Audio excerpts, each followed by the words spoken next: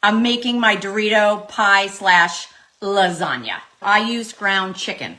You can use anything you would use for a taco. I'm gonna actually put a little seasoning in with my chicken. And here's the funny thing. Oh, hi. All right, pie crust. Now I use that as the base. So I'm gonna do half of it in the bottom. Step into my... And then I'm gonna do my first layer of crumbled Doritos. I like to take salsa, a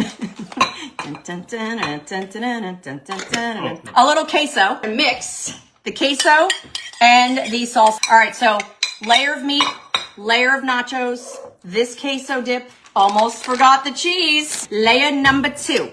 Layer number two.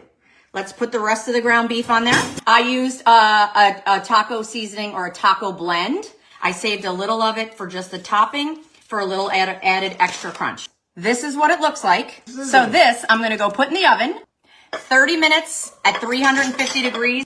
Let me know what you think since you've never tried it before. I bet this is gonna be good. But look at this bite. Like you have the crunch of the Dorito. This is delicious. We love you and we'll see you all really soon. Bye.